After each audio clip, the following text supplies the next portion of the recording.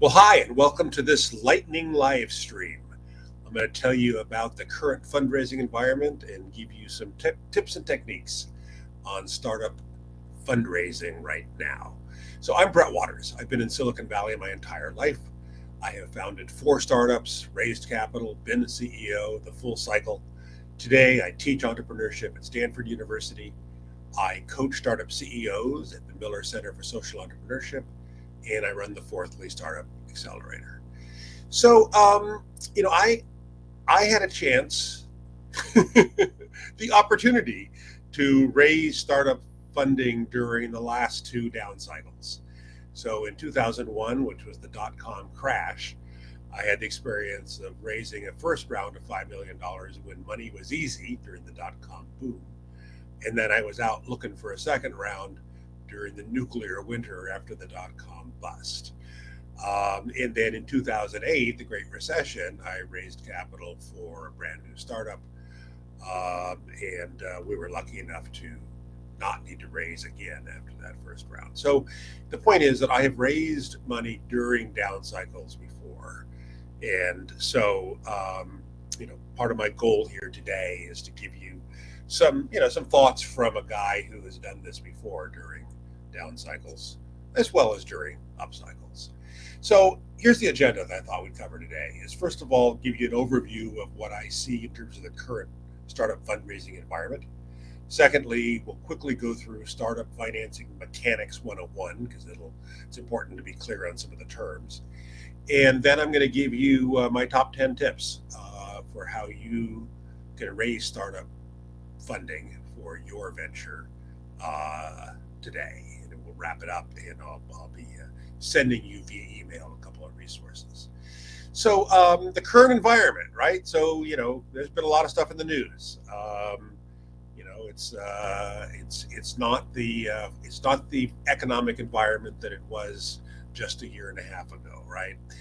And here's the brief summary: is that first of all, interest rates and venture capital are always inversely correlated. In other words, when interest rates go up, then venture capital as an asset class tends to be less attractive.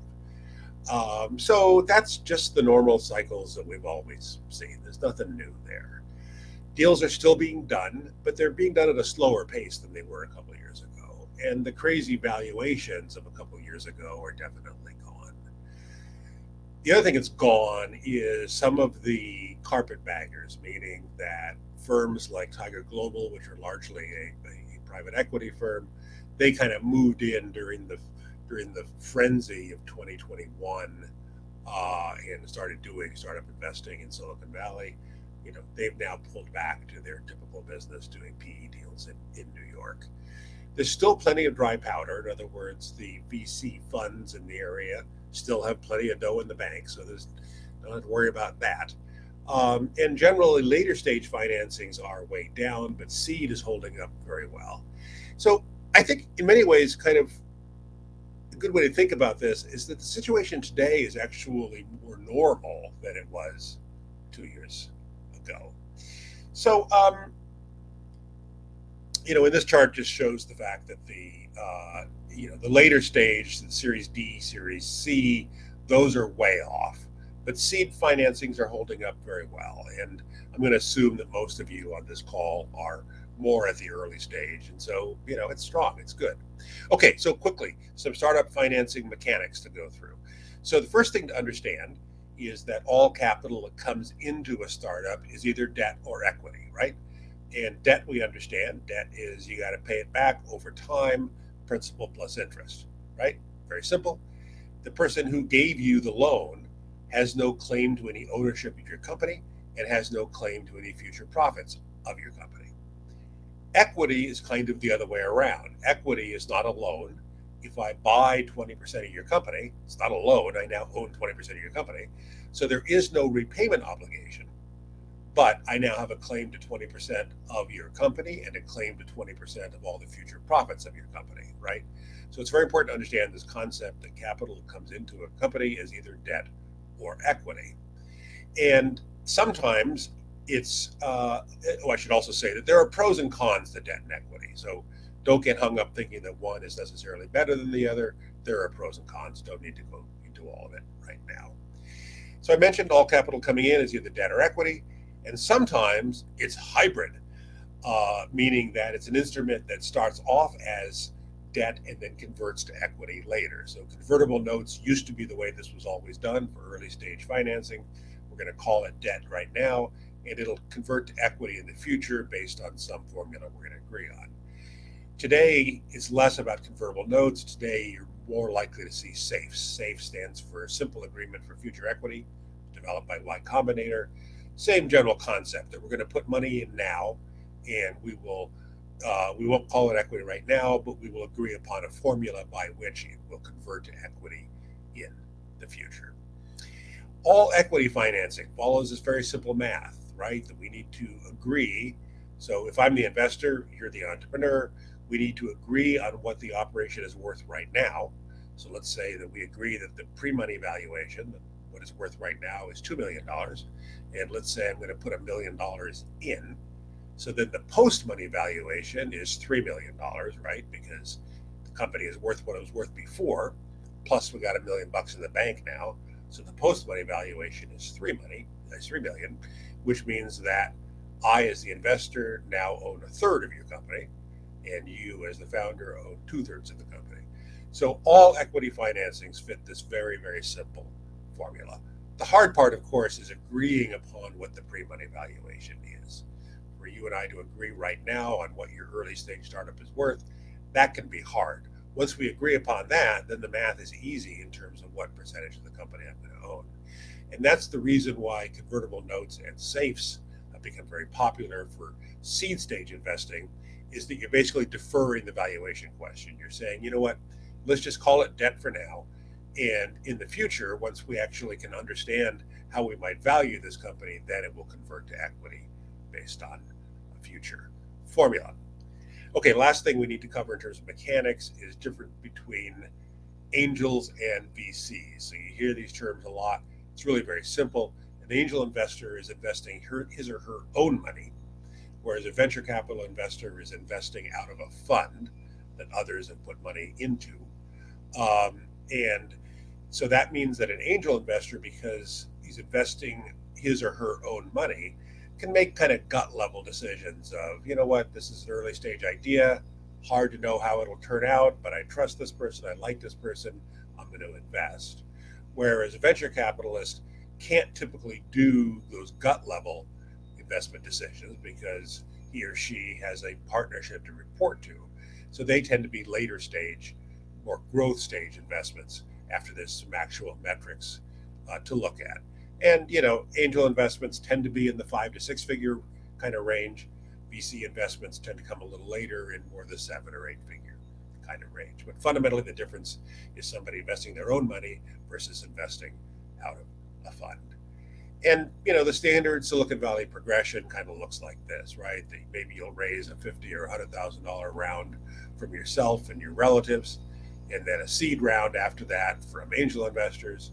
And then once you're now scale ready, you've proven it out, you've removed a lot of the risk. Now you're looking for scaling capital.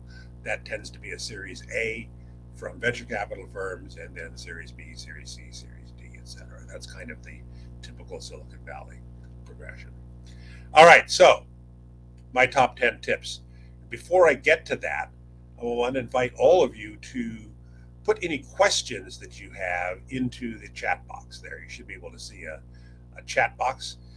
So any questions that you have, simply put them in the chat box, and we'll get to as many of those as we can this morning. All right, so my top 10 tips for fundraising success for your startup. Here they are. Let's go through them one at a time. It's not peach season right now, people. So, you guys all know that July is a great time to get peaches, right? Because they're ripe, they're plentiful, they're cheap, and they're delicious. But January is a bad time to get peaches, right? Because they're not as plentiful. If you can find them, they're expensive. And frankly, they don't taste that great. So point is, everything has a season. And peaches are not in season right now. And so temper your expectations, right? Don't go looking for the kind of deals that were being done in 2020. Don't go pitching a $10 million seed round at a $100 million valuation, because it's not peach season right now, people. Okay, my tip number two, and this is a generalized tip always in any environment, is to bootstrap for as long as you can, right? There are many, many advantages to bootstrapping, meaning that, fund it yourself, fund it through customer revenue, fund it through friends and family for as long as you possibly can. This is, like I said, this is generalized advice. And my favorite example of of the benefits of doing this. So my friend Christina Stembel, she founded Farm Girl Flowers during 2008, during the last Great Recession. She was unable to raise outside funding. I remember how frustrated she was that she couldn't raise any money, and so she bootstrapped the entire thing. And today, she owns 100% of the company because she never raised any outside money, and they're doing $100 million a year. So she now owns 100% of a $100 million a year company because she bootstrapped the whole damn thing. So again, my point here always is that in any environment, bootstrap for as long as you can, and I promise you, you will be happy with that decision. My friend David Weekley, he tweeted about a week ago in which he said the companies that find a way through the winter of 23 will be far more competitive than those who blossomed in the summer of 21. So again, I think this applies to Christina's firm pretty darn well, right? That we are definitely in a winter right now, and it may not be as fun as running a startup during times when money is easy, but I guarantee you that if you make good decisions and raise money in the right way right now during the winter of 2023, that you will emerge with a much, much stronger startup. Okay, so point number three, don't look for apples in the berry store. So startup investors all have a stage and sector focus, right? So one particular partner at a VC firm will be focused on early stage biotech startups. Another might be focused on later stage AI startups, right? So one of the biggest mistakes that I see new startup founders make is they're pitching the wrong sources for capital. So as I say here on the slide, don't pitch your early stage SaaS startup to a late stage biotech investor. That's not going to go anywhere. Don't be looking for apples in the berry store. So spend your time really understanding the stage and sector focus of various investors and focus on the ones that are a fit for your stage and sector. Point number four, it's a numbers game. So I was recently talking to the co-founder of a Fourthly company, and he told me that they just finally closed a $3 million round. And he said that they pitched over 100 investors. 42 of those requested more information from it. 23 requested a third meeting. 11 ended up putting it to the partnership for an investment decision. 4 of those issued term sheets. 3 of those invested. That's kind of typical. So understand that it's a numbers game. So don't pitch 2 people, get 2 rejections, and feel dejected and give up. That you have to have the resilience to pitch 100 people in order to have 42 request more, 23 have a third meeting with, 11 to put it to the partnership for an investment decision, 4 to issue term sheets, 3 to invest. I won't guarantee you your numbers will be exactly like Zach's, but I think Zach's experience illustrates pretty well the fact that it is, in fact, a numbers game. I'll be sending you at the end of this call, I'll be sending you a database of 6,000 active startup investors. I'll also be sending you a database of 42 venture capital firms that also do early stage seed deals, which, as I mentioned before, is typically more of what angels do. So I'm going to send you those lists so that you'll have no problem starting with a good list, because it's just simply a numbers game.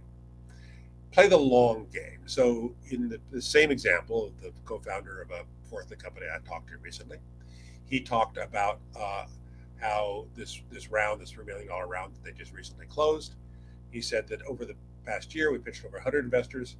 A quarter of those stayed in contact with us, asked for regular updates from us, got to know us better. And last week we closed the $3 million round.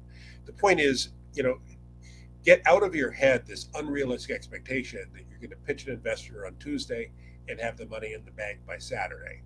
It just doesn't work that way. And especially in the current environment, it doesn't work that way. So you need to have a lot of conversations going over the course of several months, right? That's how these deals get done. And it's easy for us to we see in TechCrunch about how you know such and such a startup just closed this round, and you kind of get this feeling that they pitched it, they got the term sheet, and they closed it. Now the reality is, by the time you see it in TechCrunch, that conversation had probably been going on for several months. That's how these deals work. And so, get into your head that you're playing the long game. You want to have ongoing conversations with a whole lot of investors that may be interested, because that's the way it works. Solid economics matter. So, during the dot-com boom phase and during the whatever we're going to call the phase of 2021, there were all kinds of deals going on with very little due diligence, because there was kind of this fundraising frenzy. It's not that way right now. It's not the normal way. You've got to have solid economics. You've got to be able to, your pitch can't be, I have this awesome idea and I think it might work. It's not really a compelling investment pitch these days, right? You need to be able to say, this works. I have evidence that this works. Now we just need to scale it up. All ventures of every kind distill down to this one simple equation. The equation right there in front of you, right? Customer acquisition cost has to be less than the lifetime value of a customer. If you don't know what this means, look up what this means. This is the fundamental economic equation that drives the success or failure of every single startup. And you can't raise money right now without being able to talk about the fundamental economics of your venture and hopefully have some empirical proof of the numbers. Point number 7, accept that cold calls don't work. Again, I'm going to send you these lists and you're going to think to yourself, great, I'll just send emails off to these people and they'll send me back a check. It don't work that way. I raised a fair amount of money during my career. I think every investor I've ever had is somebody I either knew socially or was introduced to me by somebody I knew socially. That's the way it works. I think pretty much every single one of my venture capital friends will say that they've never invested in a deal that just came in over the transom. They never invested in a deal that somebody just cold emailed them about. That they only invest in deals that were referred to them by somebody that they trust. Now, you can sit and complain all day long about how unfair that is, but that's the world. That's the world as it is. And so rather than getting upset about how unfair that is, I recommend that you spend your time and energy getting warm introductions. If you spend your time and energy getting warm introductions, then the contacts that you will make from those introductions will be 100 times more effective than cold calling, maybe even 1,000 times more effective than cold calling. So, as I said here, accept the fact that cold calls don't work. So here's a really easy hack. You want an easy hack on how to get a warm introduction? Let's say you find an investor that you think, you read about the investor, you read about the things they've invested in, and you think to yourself, oh my God, that's a direct fit for me. That's a perfect fit for me. Now, don't cold email them. Instead, look at the companies that they've invested in, go on to LinkedIn, look up those companies, find the founders of those companies, reach out to them on LinkedIn and say, hey, I'm working on a new startup. You look like you might know something about this space. I wonder whether you'd be willing to just have a brief call with me just to give me some thoughts on my new startup. And then you get them on a call, you tell them about your amazing new startup, and hopefully by the end of that call, they're pretty excited about your amazing new startup. I think it's great. And then you say, by the way, I see that you know Nancy Jones, who I think invested in your company. Would you mind making an introduction for me to Nancy Jones? And, chances are pretty decent if it was a good call and they were impressed with your startup. Chances are pretty decent that they will give you that introduction. And now you are 100 times more likely, 1,000 times more likely to raise money from Nancy Jones because you got a warm introduction, or at least get a meeting with Nancy Jones, right? So just accept the fact that, as unfair as it may seem, cold calls on investors just don't work. So put your effort into finding nice, warm introductions. You know, there is nothing more important for an entrepreneur than to be able to tell the crisp, clear, and compelling story about what she's working on and why it matters, right? This is true in any environment. It is especially true in the current environment. You have to have that crisp, clear, and compelling story to break through and get a meeting and convince that person that what you're working on is so exciting that they want to be part of it. So, work on having that crisp, clear, and compelling pitch, and have that pitch in several different forms. Have it in the form of a one sentence pitch that you can send to somebody, or that you can mention to somebody. Have it in the form of a one paragraph blurb, because you'll sometimes say, you'll ask somebody for an introduction to Nancy Jones, and they may say to you, yeah, just, forward me a blurb, and I'll forward the blurb to Nancy. A blurb just means a really crisp paragraph, 3 or 4 sentences maybe, about your venture. A short slide deck. Some people are going to say, send me your pitch deck, right? They don't want a 52-page pitch deck, I guarantee you. They want 5 slides that give them an overview of what you're working on and how interesting and compelling it is.